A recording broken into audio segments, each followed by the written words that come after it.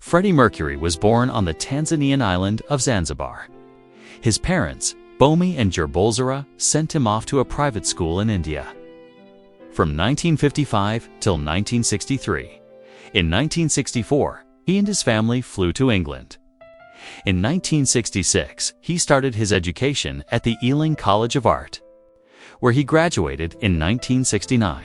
He loved art, and because of that, he often went along with his friend Tim Staffel, who played in a band called Smile. Also in this band were Brian May and Roger Taylor. When Staffel left the band in 1970, Mercury became their new singer. He changed the band's name into Queen, and they took on a new bass player in February 1971 called John Deacon. Their first album, Queen, came out in 1973, but their real breakthrough was Killer Queen, on the album Sheer Heart Attack, which was released in 1974.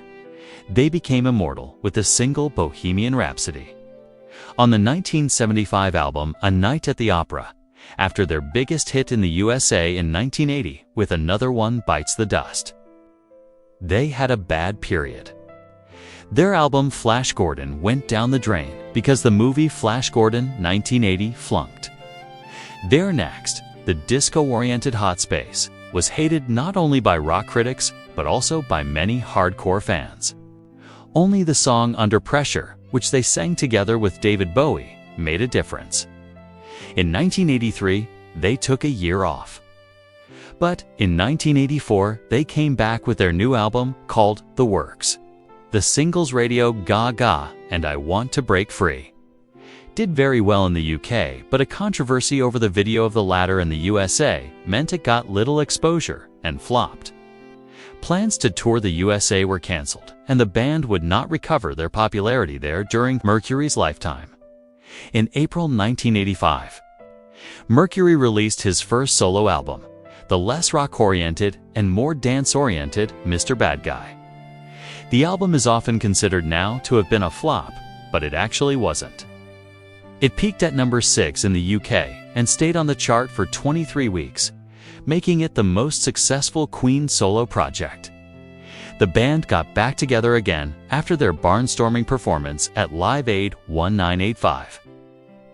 In July 1985, at the end of the year, they started working on their new album, A Kind of Magic. They also held their biggest ever world tour, the Magic Tour. They played Wembley Stadium twice and held their very last concert in Nebworth, in front of 125,200 people. After 1986, it went silent around Queen. In 1987, he was diagnosed with AIDS, but he kept working at a pace. He released a cover of the 1950s song The Great Pretender, which went into the UK Top 10. After that, he flew to Spain, where he made the magnificent album Barcelona, together with Montserrat Caballé, whom he saw performing in 1983. Because Mercury loved opera, he became a huge fan of her. For him, this album was like a dream becoming reality. The single Barcelona went huge, and was also used as a theme song for the 1992 Olympics in Barcelona. After Barcelona, he started working with the band again. They made The Miracle, which was released in early 1989. It was another success, with hits such as Breakthrough, I Want It All, The Invisible Man, and the title track. At this point, Mercury told the band he had AIDS, meaning that a tour of the album was out of the question. After Mercury told the band, he refused to talk about it anymore. He was afraid that people would buy their records out of pity.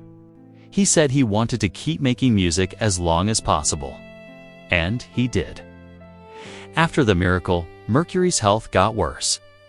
They wanted to do one more album called Innuendo. They worked on it in 1990 and early 1991. Every time when Mercury would feel well, he came over to the studio and sang.